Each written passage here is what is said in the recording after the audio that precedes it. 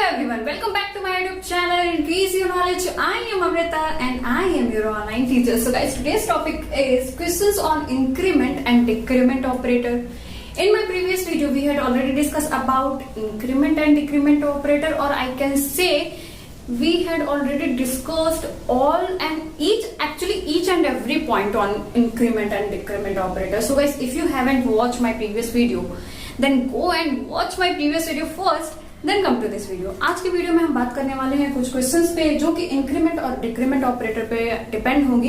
Actually इस type के question आपके कॉलेज यूनिवर्सिटी एग्जाम में या फिर आपके कैंपस में डायरेक्ट इस टाइप के स्यूडो कोड टाइप के दिए रहते हैं इस तरह से, और आपको देखकर आउटपुट बताना होता है. तो इसके लिए जरूरी है कि आपको ये सारी चीजें बने. ठीक है, स्टार्ट करते हैं फर्स्ट क्वेश्चन से. एंड यहाँ पे क्या है, हैज इंक्लूड स्टूडियो.h int main and int p q और r जो है आपका इंटीजर वैल्यू इंटीजर वेरिएबल है. And here the value of p is 1, value of q is 1 and r is equal to p plus plus plus q. And print f, हमको print क्या करना है, p और q की value को. ठीक है, सबसे पहले हम क्या करेंगे, देखो इसको सॉल्व करने के लिए सबसे पहले हमने यहाँ पे क्या लिखा, p लिखा, q और r, ये तीन वेरिएबल है. और इनिशियली क्या है, p की वैल्यू 1 है, q की वैल्यू 1 है और r की वैल्यू हमको यहाँ से फाइंड करनी है. ठीक है, r is equal to p plus plus plus q. अब देखेंगे इसको कि कंपाइलर रीड कैसे करेगा इसको. देखो सबसे पहले ये रीड किया, p वेरिएबल है और अगर रीड किया करेगा प्लस प्लस को एक साथ रीड करेगा. ठीक है, देन ये किस तरह से वर्क करेगा, p plus plus plus q. Clear है. अगर आपका इस तरह से प्लस प्लस प्लस प्लस इस तरह से आता है तो कंपाइलर पहले इस प्लस प्लस को करेगा रीड, देन इसके बाद इस प्लस पे जाएगा और इसके आगे फिर से प्लस रहेगा इस तरह से, तो इस तरह से रीड करेगा. ठीक है, और इस तरह से फिर प्लस रहा और अगर यहाँ p रहता, यहाँ q रहता, देन क्या होता, फिर यहाँ पे इस प्लस को ये अलग से रीड करेगा कंपाइलर, देन q.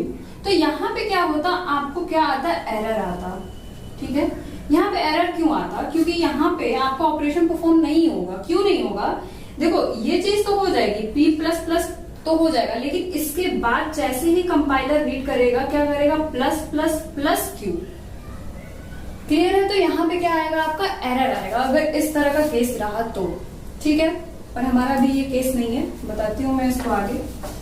अभी क्या है आपके पास, इस तरह से है, तो यहाँ पे क्या होगा, देखो यहाँ पे कौन सा ऑपरेटर है, इंक्रीमेंट ऑपरेटर है. और मैंने बताया था कि इंक्रीमेंट ऑपरेटर भी दो टाइप के होते हैं. कौन कौन सा होता है, pre increment and post increment. The type of increment operator is pre increment operator and post increment operator. Right, तो ये क्या है आपका, पोस्ट इंक्रीमेंट ऑपरेटर है. राइट, पोस्ट इंक्रीमेंट ऑपरेटर है. क्लियर है. That means post increment operator का मतलब क्या होगा, यहाँ पे अगर पोस्ट इंक्रीमेंट ऑपरेशन परफॉर्म हो रहा है तो इसका मतलब क्या होगा, मैंने प्रीवियस वीडियो में आपको बताया हुआ है कि यहाँ पे क्या होता है, यहाँ पे पहले आपकी वैल्यू जो वेरिएबल होता है वो वैल्यू को रिटर्न करता है, देन इंक्रीमेंट होता है बाई 1 से. That means what, first variable return the value, then the value of variable is increment by 1. Clear है ना.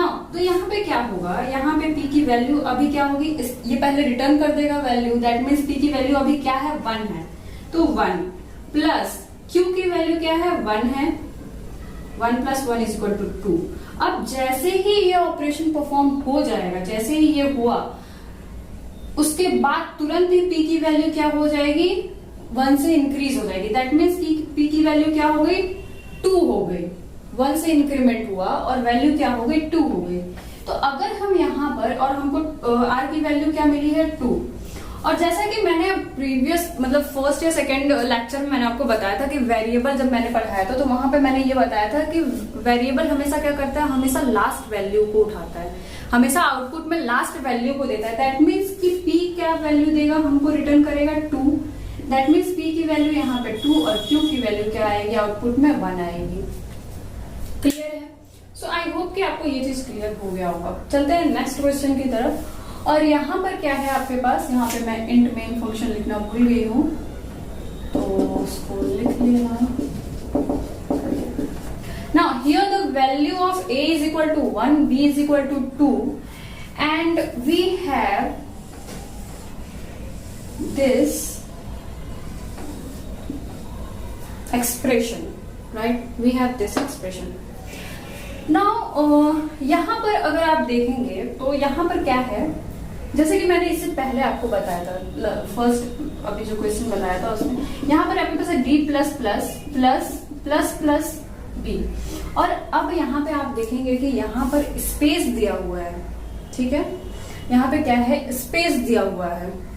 ध्यान रखना, यहाँ पे स्पेस दिया हुआ है, बहुत जरूरी है। अगर यहाँ पे स्पेस नहीं होता और इस तरह से रहता है, स्पेस नहीं होता इनके बीच में, ये जो स्पेस दिया हुआ है, अगर ये स्पेस नहीं होता तो एरर आता। क्यों एरर आता? मैंने जैसा बताया, कंपाइलर क्या रीड करता, पहले variable, then in plus plus operator को, फिर प्लस प्लस ऑपरेटर को, देन इस प्लस ऑपरेटर को, जो कि क्या रिटर्न करता, आपको एरर रिटर्न करे, मतलब एरर आएगा। आप इसको कंपाइल करेंगे तो एरर आएगा। बट यहाँ पर क्या होगा, यहाँ पर कैसे इसको रीड करेगा कंपाइलर, यहाँ पर रीड कैसे किया जाएगा, वेरिएबल इस तरह से रीड होगा, a प्लस, पहले a देन प्लस प्लस एक साथ, देन यहाँ पे स्पेस आ गया, then plus, then space, then plus plus b। तो ये चीज यहाँ पे कंपेयर कर लेना कि अगर स्पेस नहीं दिया गया है दैट मीन्स कि एरर आने वाला है, और अगर स्पेस दिया हुआ है तो आउटपुट आएगी बिल्कुल सही सही। तो यहाँ पे हम पहले इसको क्या करेंगे, पहले सॉल्व करते हैं इसको, ठीक है? d is equal to a plus plus, that means कि पहले a प्लस प्लस है, that means this is what, this is post increment, this is post increment operation, right?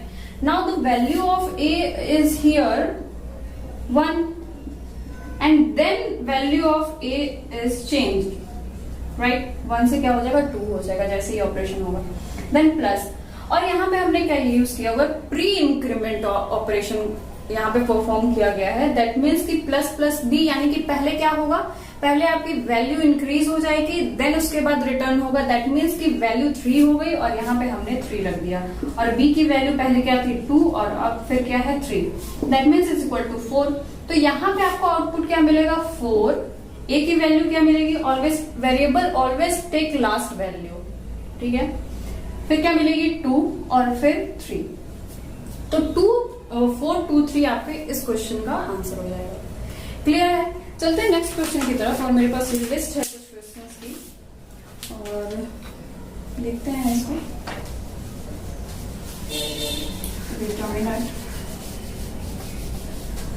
Okay. So the question is in x, y, and y is equal to x plus plus by that means we use division operator, right? by 2, और print क्या करना है आपको, y की value. Clear है? और sorry, और यहाँ पे x की जो वैल्यू है वो क्या है, 5 है, ठीक है? इस तरह से आपके पास एक प्रोग्राम है। तो यहाँ पे हम देखेंगे कि सबसे पहले हमारे पास एक्सप्रेशन है ये, ठीक है? तो इस एक्सप्रेशन को सॉल्व किया, हमारे पास वेरिएबल कौन कौन से, x और y। x की वैल्यू क्या दी गई है आपके पास, 5 है। आप इस तरह से भी लिख के, अगर आप शुरू में पढ़ना स्टार्ट किया है आपने सी, तो मैं आपको प्रिफर करूंगी कि इस तरह से आप साइड में वेरिएबल लिख लिया कीजिए और देन सॉल्व किया कीजिए। और अगर आप पहले से जानते हो तो कोई दिक्कत नहीं है, आप मन में भी कर सकते हैं, ठीक है? Now the expression is y is equal to x plus plus divided by 2. Now here we see that x plus plus is what? Post increment operator. Here we use post increment operator, or I can say this is post increment operation. Now the value of x is equal to what? 5. Here is 5. Now after this operation the value of variable become 6, ठीक है? और ये integer है, that means कि यहाँ पे value हमको क्या रिटर्न होगी, 2 होगी, पॉइंट में नहीं होगी। क्यों नहीं होगी? क्योंकि हमारा जो टाइप है वो क्या है, इंटीजर है। दैट मीन्स y की वैल्यू हमको किस में मिलेगी, इंटीजर में मिलेगी। क्लियर है? तो हमको क्या मिल जाएगा 2। तो हमको यहाँ पे y की वैल्यू मिली 2 and we know that variable always take last value, then the value of y is equal to 2। और अगर यहाँ पे x की भी वैल्यू पूछा रहता और इस तरह से अगर आपके पास x की भी वैल्यू यहाँ पे पूछा होता, then what is the value of x is equal to what 6। Clear है? ओके, नेक्स्ट क्वेश्चन देखते हैं।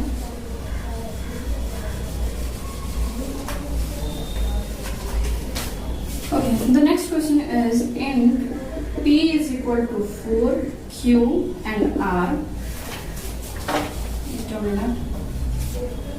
B is equal to minus minus P and C is equal to P minus minus. Clear है? बड़े ध्यान से देखना यार यहाँ पे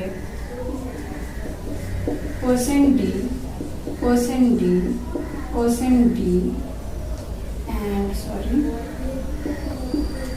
and P, Q and R. Okay, so this is the question, right? I think something is wrong here. Actually this is Q and this is R. Okay, this is Q and this is R. Okay, now the question is this: return 0 and close the body. Now here the value of P is equal to 4, Q and R. P, Q and R is integer type value and the Q is equal to, यहाँ पे क्या क्या expression है? Q is equal to minus minus P and R is equal to P minus minus. ठीक है, expression लिख लेना। पहले मैंने क्या बताया? वेरिएबल लिख लो P, Q, R and the value of P is equal to 4. Now the expression is what? Q is equal to minus minus P. Okay, first we solve first expression. Now here the value of Q is equal to minus minus P and this is pre-decrement operator. Here we use pre-decrement operator, or I can say here we perform pre-decrement operations.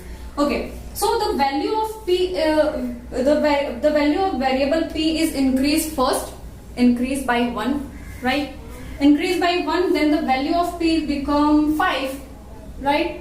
Now here the what is the value of Q is equal to 5 because after here decrement operator use किया हुआ है, right? तो value क्या हो जाएगी? Decrease हो जाएगी 1 से, that means 3 हो जाएगी। क्लियर? नाउ तो हमको Q की वैल्यू क्या मिल गई? 3 मिल गई, right? Now the second expression is R is equal to P minus minus and this is post decrement operation, right? This is post decrement operation. Now here the value of P is what? 3. We take the value of P is 3, not 4. Clear? Because variable always take last value. Clear hai? Now here we see that first it return first value, then decrement by 1, right? Now the value of R is equal to what? 3 and the value of P is decrement by 1 after this operation. Clear? Now the value of P become 2 and the value of Q is 3 and the value of R is 3. Clear hai? Now here the what is the output? P, what is the value of P? 233. The value the output of this program is 233. Clear है? ये है एक आपके पास, ठीक है? I hope कि आपको चीजें अब क्लियर हो रही होंगी कि किस तरह से हम यूज करते हैं, ठीक है? Okay, let's discuss another question. Okay, so guys, I have this question like int p is equal to 8, printf %d plus plus p plus plus return 0. Now here what was the output? देखो यहाँ पे compiler क्या करेगा? पहले किस तरह से read करेगा इसको? Plus plus P plus plus. पहले क्या कर लेगा? प्लस प्लस पी, ठीक है? फिर उसके बाद प्लस प्लस, बट इसके आगे कोई भी वेरिएबल नहीं है, कोई भी ऑपरेशन परफॉर्म नहीं है. तो यहाँ पे आपको क्या मिलेगा? आपको यहाँ पे सिंपल सा आएगा एल वैल्यू required और आपको आएगा कंपाइल एरर। क्लियर है? ठीक है, तो okay, coming to the next question.